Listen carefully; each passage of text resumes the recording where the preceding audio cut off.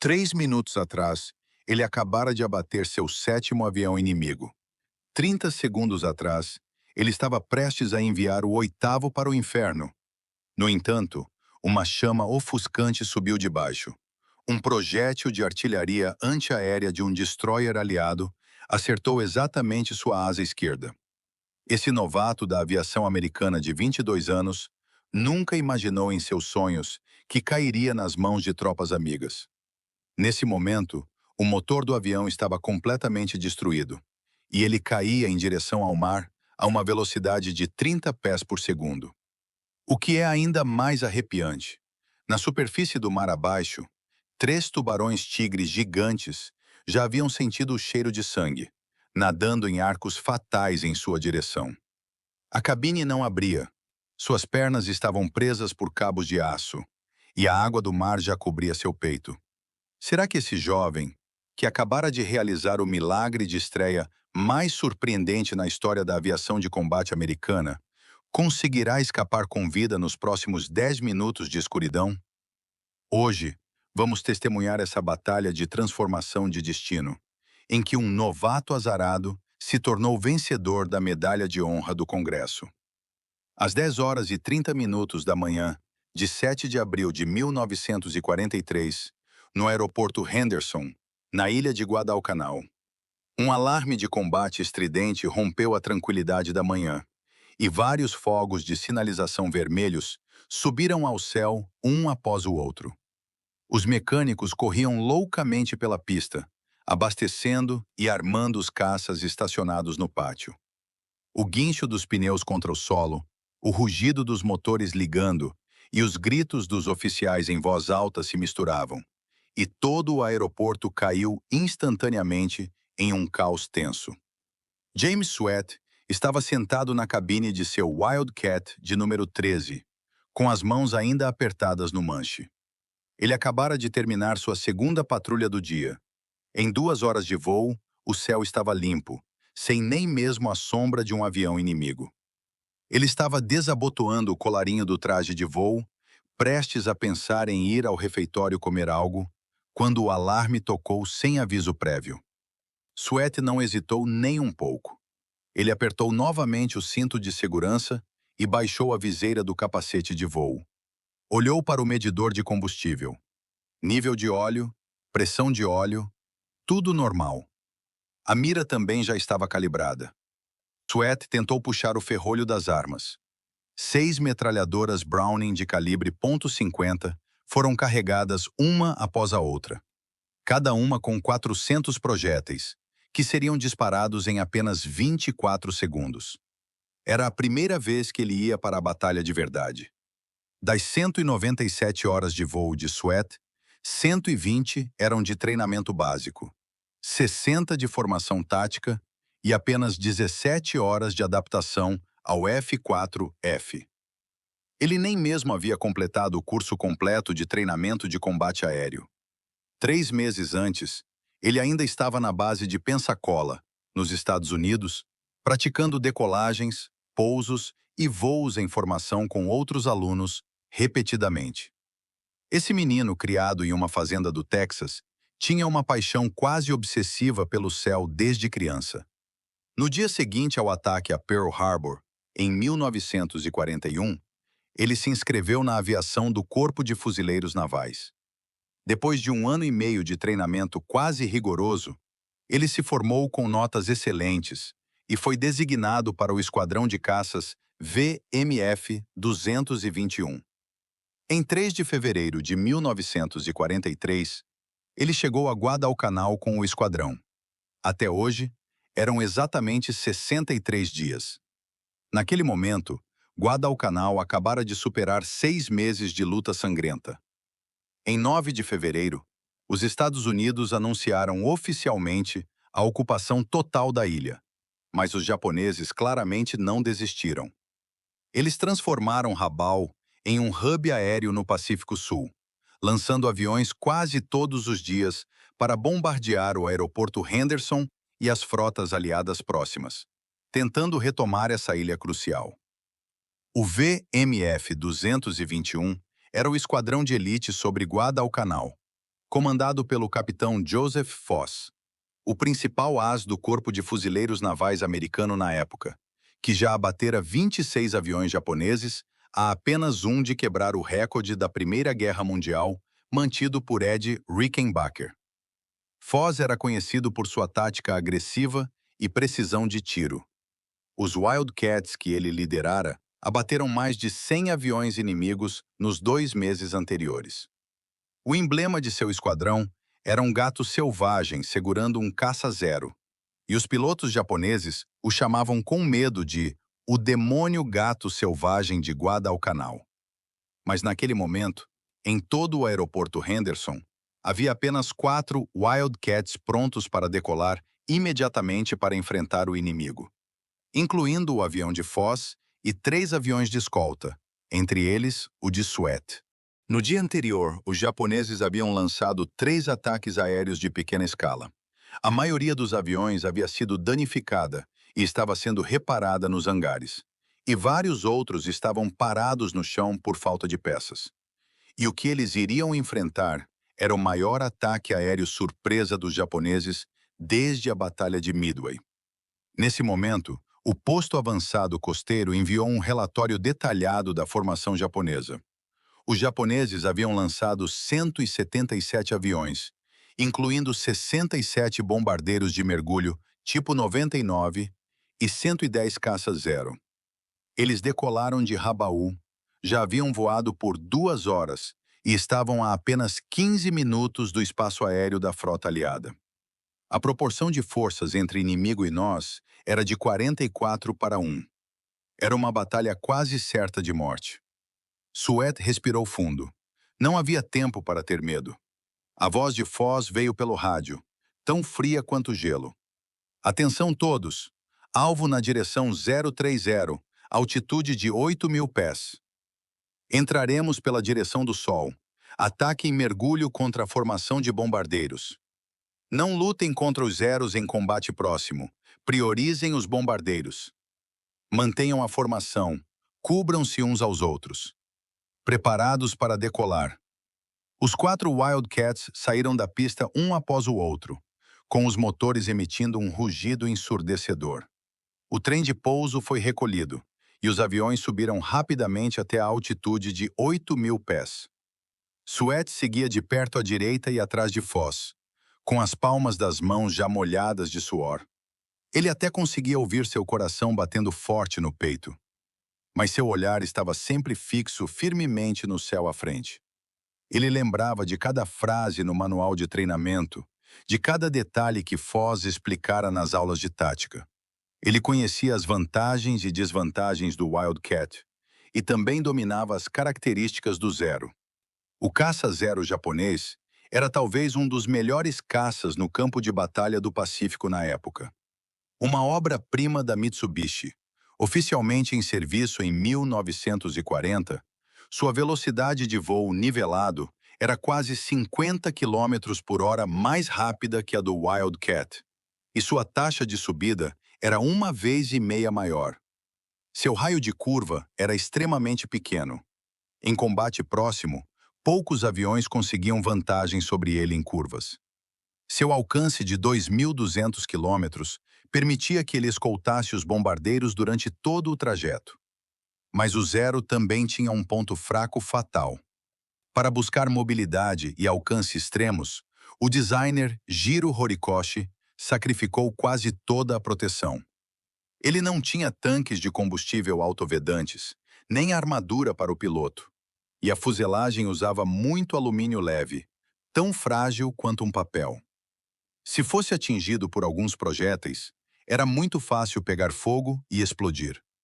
Os pilotos americanos lhe deram um apelido ilustrativo: isqueiro aéreo. Já o Wildcat, fabricado pela Grumman, era completamente o oposto. Fuselagem totalmente metálica, placa de armadura para o piloto de 12 milímetros de espessura, capaz de resistir a tiros frontais de metralhadoras de 7,7 milímetros. Os tanques de combustível autovedantes, mesmo perfurados, se selavam automaticamente para evitar vazamento de gasolina e incêndio. As 6 metralhadoras Browning nas asas Tinham fogo poderoso. Em tiros de curta distância, podiam facilmente rasgar a fuselagem do Zero. Claro, ele também tinha desvantagens: velocidade baixa, taxa de subida baixa e desempenho de curva ruim. Então, depois de pagar um preço doloroso, os pilotos americanos resumiram uma tática especial para combater o Zero: ataque e afastamento. Usando a vantagem de altitude, atacavam em mergulho de grandes alturas, disparavam e imediatamente subiam para se afastar, nunca lutando em curvas próximas com os Zeros. Foz era o praticante mais habilidoso dessa tática. Seus 26 abates foram quase todos feitos assim.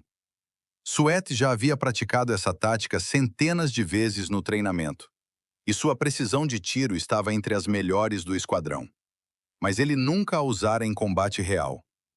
Nesse momento, ele ia usar sua própria vida para testar os resultados desses treinamentos.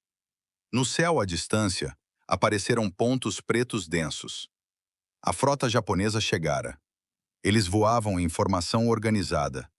110 Zeros escoltavam a 12.000 pés de altitude, e 67 bombardeiros de mergulho tipo 99 estavam a 6.000 pés, prestes a lançar um ataque contra a frota aliada.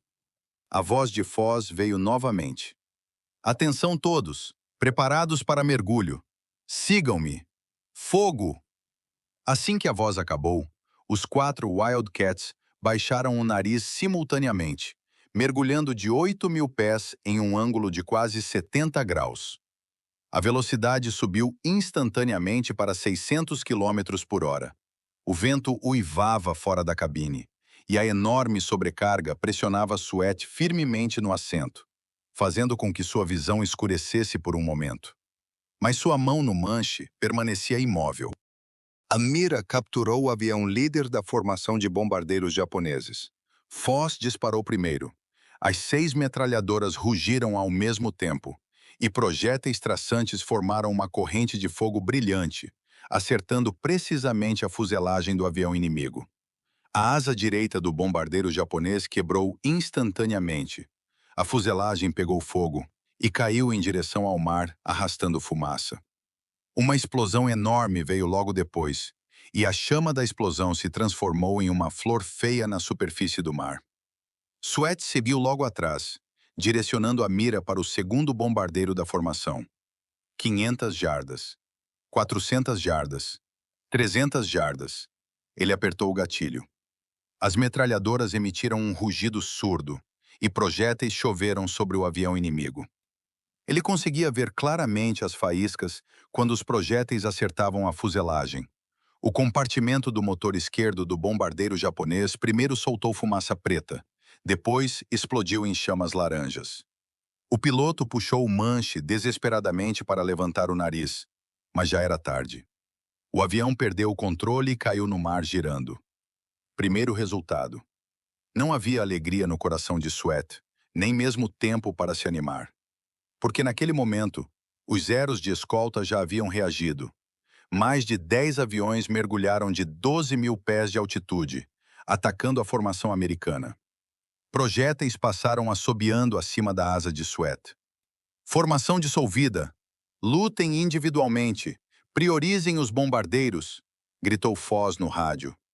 Os 4 Wildcats foram dispersos instantaneamente.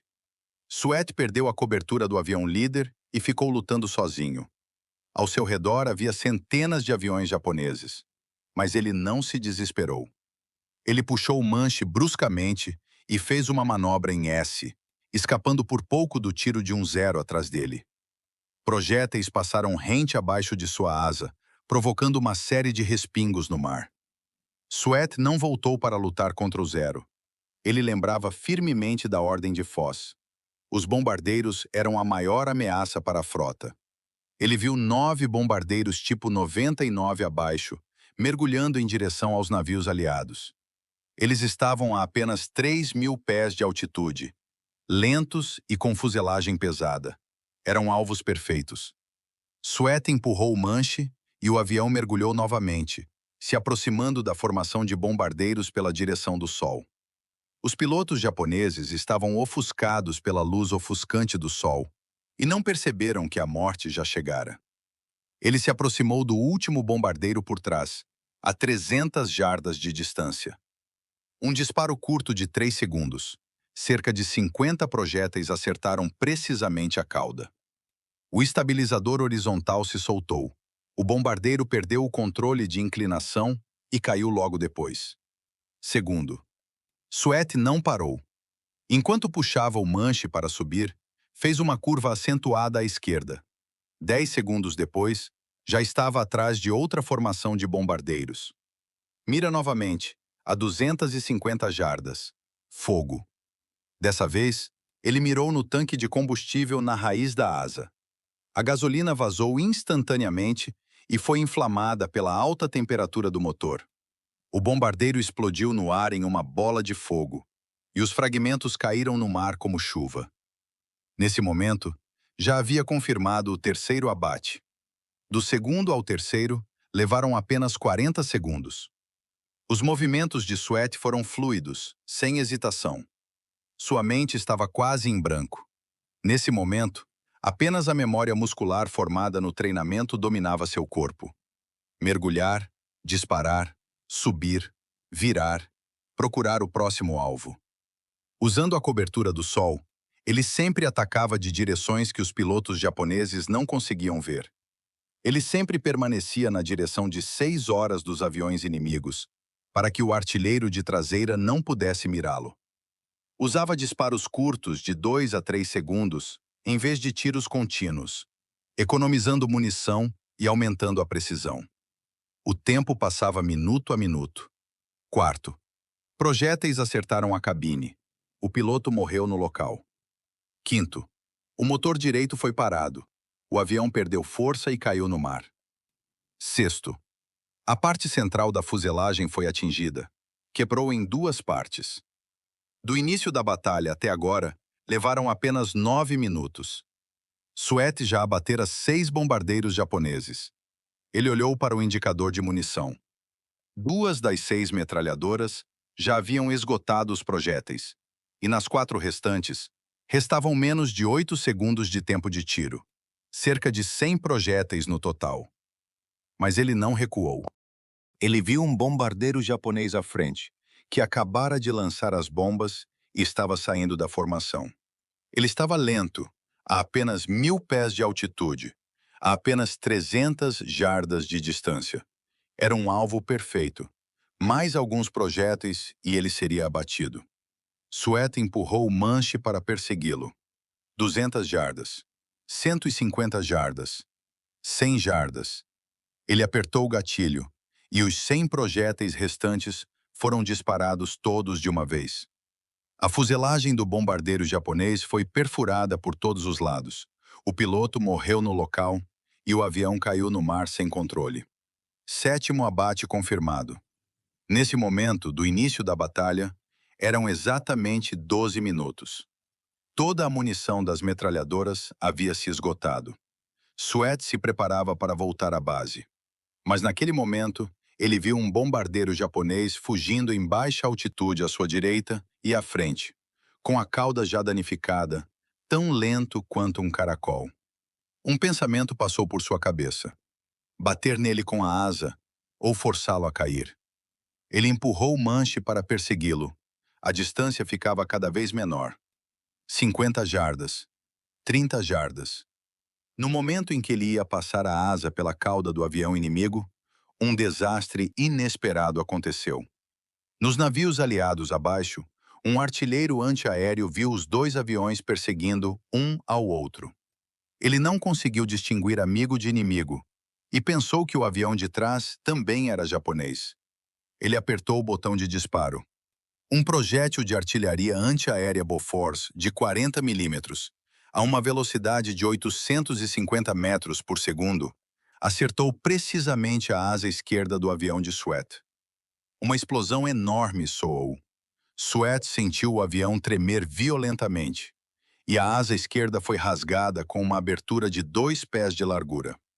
Gasolina de aviação jorrou. O avião perdeu o equilíbrio instantaneamente e começou a girar para a esquerda. Sweat puxou o manche para a direita com todas as suas forças e pressionou o pedal direito com toda a força, finalmente nivelando a atitude antes que o avião girasse 360 graus. Mas já era tarde. O artilheiro de traseira daquele bombardeiro japonês em fuga aproveitou essa oportunidade única. Ele virou a metralhadora de 7,7 milímetros e disparou contra o avião de Sweat. Uma sequência de projéteis acertou o compartimento do motor, o sistema de resfriamento de óleo foi perfurado e o óleo vazou completamente em um instante. A temperatura do motor subiu rapidamente. A luz vermelha de aviso de superaquecimento piscava freneticamente, emitindo um som de atrito metálico estridente.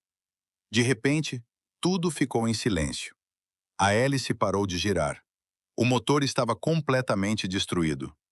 O Wildcat de Sweat se transformara em um planador. Ele olhou para o altímetro. 1.500 pés. Depois olhou para a bússola. Ainda havia 3 milhas até o aeroporto Henderson. Com o estado danificado do avião, a grande abertura na asa esquerda causava uma resistência enorme. A relação de planeio caiu muito, e era impossível planar tão longe. Voltar à base já não era possível. Sweat só pôde tomar uma decisão: pouso forçado na água. Ele ajustou a atitude do avião, levantando o nariz levemente em 15 graus, mantendo um ângulo de planeio estável, voando em direção ao mar aberto perto da ilha de Gavutu. O mar ali era relativamente calmo, sem recifes. Era o local mais adequado para pouso forçado. A altitude do avião caía constantemente. 1.000 pés, 500 pés, 200 pés, 100 pés. Sweat se preparou para jogar fora a tampa da cabine, mas descobriu que o dispositivo de desbloqueio havia sido danificado pela explosão anterior e não abria.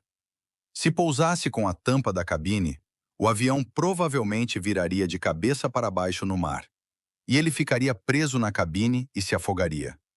Ele usou toda a sua força para chutar a parte frontal da tampa da cabine. Um chute, 2 chutes, 3 chutes. O fecho finalmente quebrou. A tampa da cabine foi levada instantaneamente pelo fluxo de ar de alta velocidade, e o vento marinho frio invadiu a cabine freneticamente. Naquele momento, o avião tocou a superfície do mar. O impacto enorme jogou Sweat para frente violentamente. Seu rosto bateu fortemente no painel de instrumentos, e o osso nasal quebrou no local. Sangue jorrou, embaçando sua visão. O avião deslizou 120 jardas no mar e depois parou. A água do mar começou a entrar rapidamente na cabine, e o avião começou a afundar a uma velocidade visível a olho nu. Sweat lutou para desabotoar o cinto de segurança, mas descobriu que as cordas do paraquedas estavam enroladas em suas pernas e no manche, formando vários nós apertados. Ele não conseguia se soltar. A água do mar começou a cobrir seus joelhos, depois gradualmente sua cintura, e agora ia cobrir completamente seu peito. O avião ainda afundava a uma velocidade de 2 pés por segundo. Sweat sentia sufocamento. Seus pulmões doíam como se estivessem queimando. Ele tinha que se soltar em poucos segundos, ou se afogaria na cabine. Ele tirou a faca de sobrevivência do bolso do traje de voo e abriu a lâmina. Na água escura e fria, ele tateou para cortar as cordas. Ele usou toda a sua força contra a água. 1 corte, 2 cortes, 3 cortes. Finalmente, Sweat cortou as cordas e se soltou. Ele deu um impulso forte na parede da cabine e emergiu à superfície. Ele respirava ar forte e desesperadamente. Sangue e água do mar se misturavam, entrando em sua boca, salgados e com cheiro de peixe. Ele olhou ao redor. Seu Wildcat já havia afundado completamente no fundo do mar. Restavam apenas círculos de ondulação na superfície e alguns fragmentos de avião flutuando. Sweat tentou inflar o colete salva-vidas, mas descobriu que o dispositivo de inflagem de dióxido de carbono havia sido danificado pelo impacto anterior. O bote salva-vidas individual, amarrado em sua coxa, também teve o dispositivo de inflagem danificado. Ele perdeu todos os equipamentos de flutuação, as botas de voo pesadas, o traje de voo encharcado, as alças do paraquedas, somavam mais de 30 libras de peso, puxando-o para baixo constantemente. Ele só podia nadar desesperadamente para manter a cabeça fora da água. Sweat estava ainda meia milha de distância da costa mais próxima. Ele começou a nadar para a costa, mas logo sentiu que suas forças acabavam. Os 15 minutos de combate aéreo anteriores haviam esgotado quase toda a sua energia. A ferida no rosto ainda sangrava constantemente, e a água fria do mar irritava a ferida, causando dores intensas. Seus membros começaram a ter cãibras, e sua velocidade de natação ficava cada vez mais lenta. O que era ainda mais terrível, ele viu as barbatanas dorsais de 3 tubarões-tigre no mar, não muito longe, se aproximando dele. Eles haviam sentido o cheiro de sangue e nadavam lentamente ao seu redor. O coração de Sweat acelerou instantaneamente. Ele sabia da ferocidade desses predadores marinhos. Se fosse atacado, não teria como se defender. Mas ele não se desesperou. Lembrou do que aprendeu no treinamento de sobrevivência. Ao encontrar tubarões, não entre em pânico. Não se debata violentamente. Não bata na superfície da água. Mantenha a natação estável. Não deixe o tubarão pensar que você é uma presa ferida. Ele diminuiu a velocidade da natação, mantendo um movimento de nado peito estável, com os olhos fixos firmemente nas barbatanas. Os tubarões nadavam ao seu redor. No momento mais próximo, estavam a menos de 8 jardas de distância. Ele conseguia ver claramente o corpo cinza dos tubarões e as barbatanas afiadas fora da água, até ouvir levemente o som dos tubarões nadando. Cada segundo parecia um século. As forças de Sweat ficavam cada vez menores, e sua consciência começava a ficar turva. Ele sentia que estava afundando. Seus braços não conseguiam mais nadar. No momento em que ele ia perder a consciência, ouviu vagamente o rugido de um motor. Ele levantou a cabeça. Era um barco de resgate da guarda costeira, vindo em sua direção a toda velocidade. Os marinheiros no barco de resgate o viram e lançaram um boia salva-vidas laranja.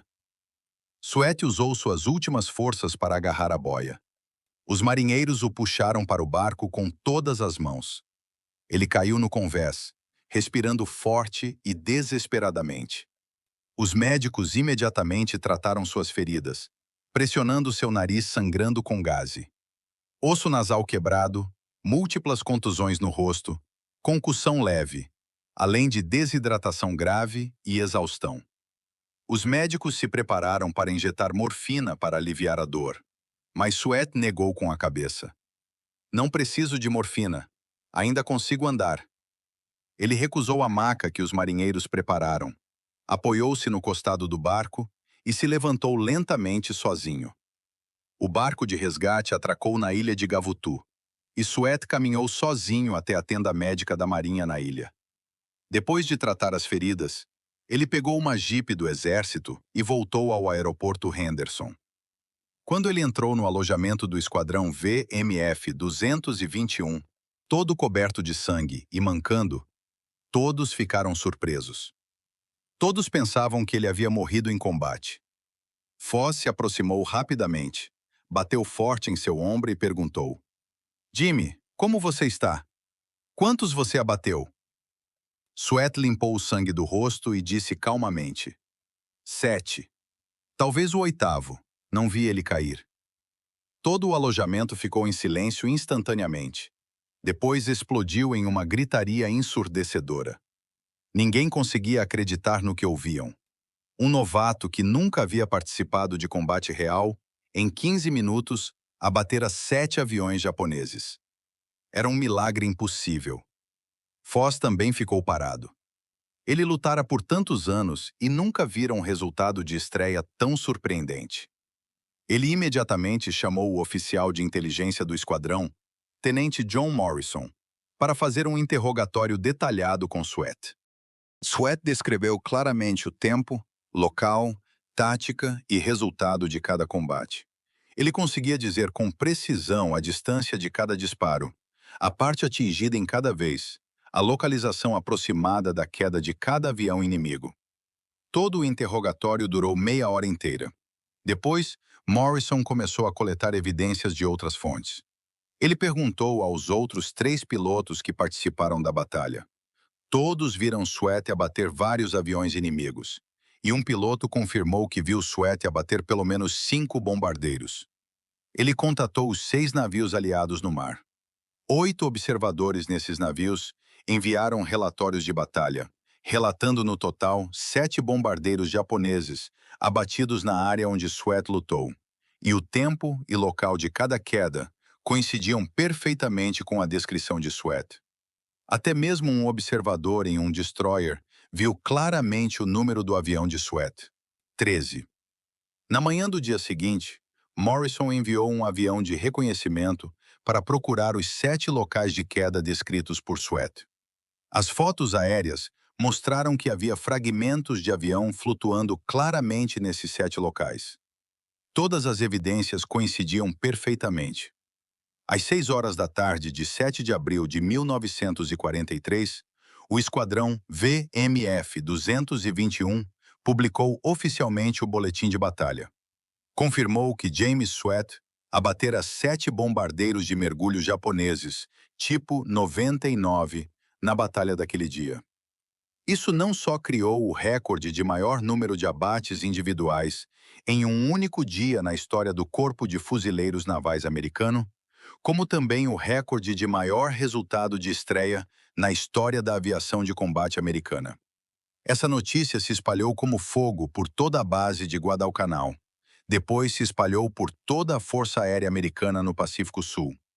Todos falavam sobre esse novato de 22 anos, sobre seus 15 minutos incríveis. O comandante supremo das Forças Aliadas no Pacífico Sul, almirante William Halsey, ao saber da notícia, voou pessoalmente para Guadalcanal para verificar todos os resultados. Ele elogiou muito o desempenho de Sweat. Esse jovem, com uma única batalha, provou que é um guerreiro nato. Seus resultados ficarão gravados para sempre na história do Corpo de Fuzileiros Navais. Em 10 de abril de 1943, 3 dias depois do fim da batalha, Halsey assinou oficialmente um documento nomeando James Sweat para receber a Medalha de Honra do Congresso. Essa é a maior honra militar dos Estados Unidos. Desde sua criação em 1861, menos de 3.500 militares receberam essa distinção. O documento de nomeação passou por aprovações sucessivas do Departamento da Marinha, Departamento de Guerra e Comitê Militar do Congresso, finalmente chegando à mesa do presidente Roosevelt. Em 14 de setembro de 1943, Roosevelt assinou o documento de aprovação da condecoração. Em 11 de outubro, a cerimônia de condecoração foi realizada no Salão Leste da Casa Branca. James Sweat, com o uniforme impecável do Corpo de Fuzileiros Navais, recebeu a pesada Medalha de Honra do Congresso das mãos do presidente Roosevelt. Ele se tornou um dos mais jovens vencedores da Medalha de Honra do Congresso durante a Segunda Guerra Mundial. A história de Sweat apareceu na primeira página dos principais jornais americanos. A revista Life dedicou 8 páginas inteiras para relatar sua história lendária, com tiragem superior a 5 milhões de exemplares. Ele se tornou o símbolo do espírito de combate no coração do povo americano, e conseguir um resultado no estilo Jimmy Sweat se tornou o maior objetivo dos pilotos americanos na época. Mas Sweat não se deixou levar pelas honras. Depois da cerimônia de condecoração, ele imediatamente enviou um pedido ao Departamento da Marinha, pedindo para voltar à frente do Pacífico Sul para continuar lutando.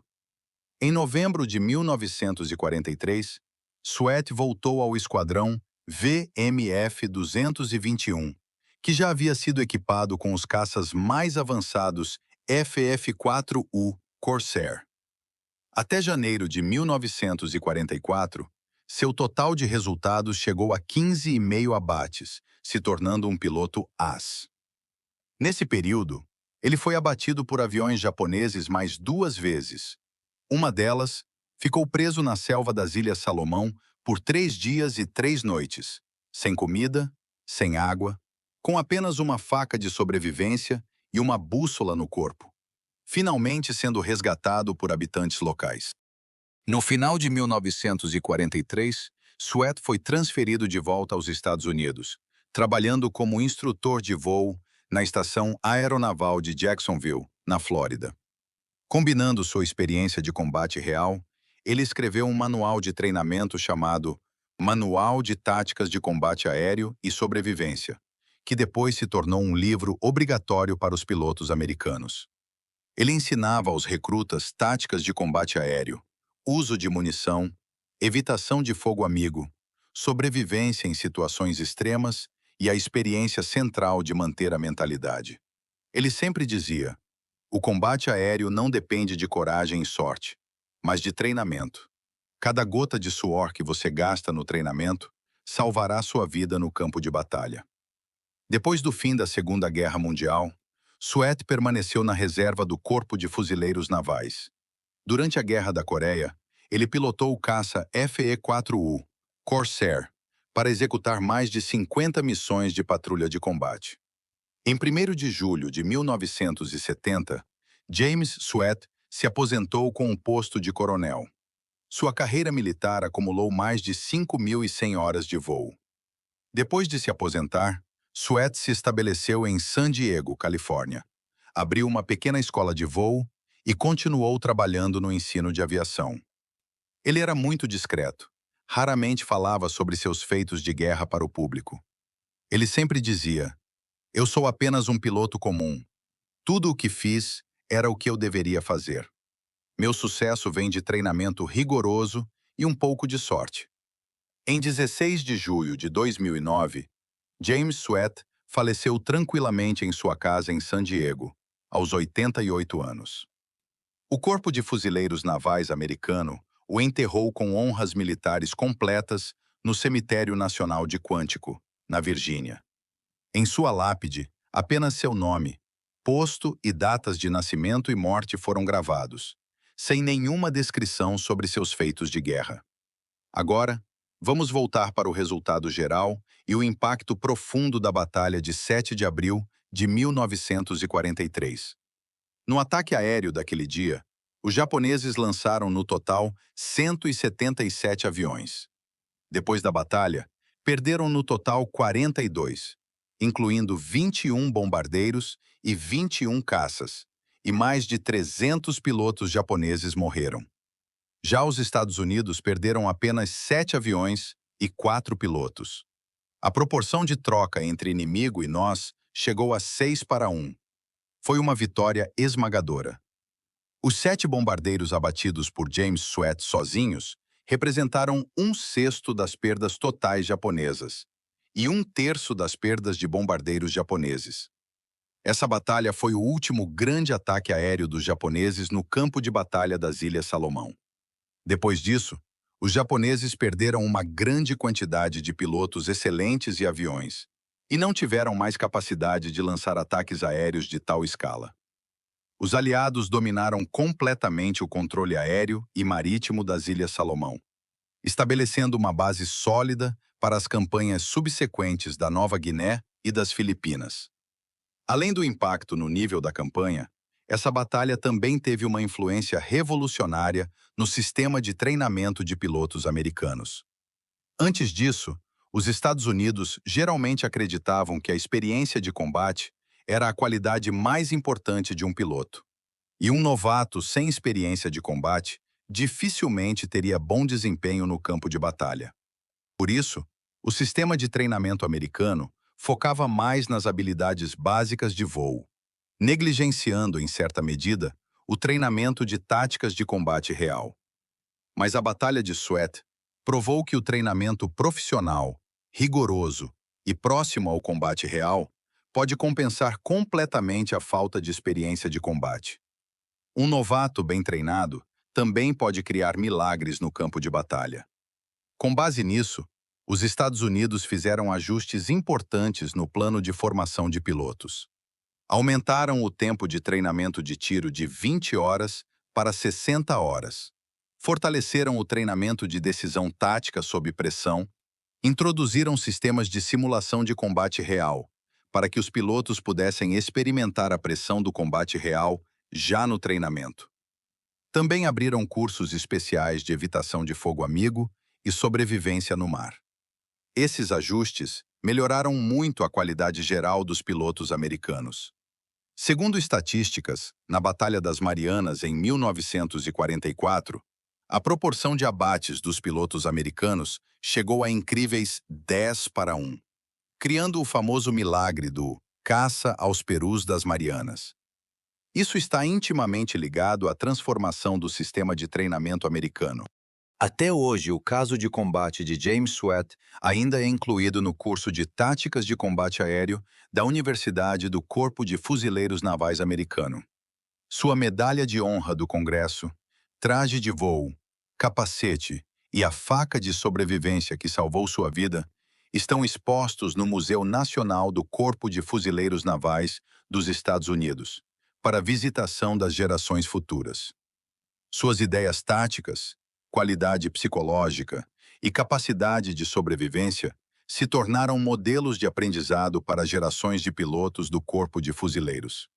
A história de James Sweat interpreta o milagre que pode ser criado pela combinação de treinamento, coragem e vontade. Ela nos ensina que, na guerra, não existem heróis natos, apenas guerreiros bem treinados. Cada esforço que você faz no dia a dia se tornará, no momento crucial, a esperança de sobreviver, a força de vencer o inimigo. Essa história é transmitida de geração em geração no campo da aviação americana, se tornando uma lenda eterna. Se você gostou desse vídeo, curta, se inscreva e ative as notificações para não perder mais conteúdos incríveis de história militar. Também deixe um comentário, compartilhando onde você está assistindo e se há alguém na sua família que participou da Segunda Guerra Mundial. Vamos lembrar juntos dos heróis que lutaram pela liberdade. Até a próxima!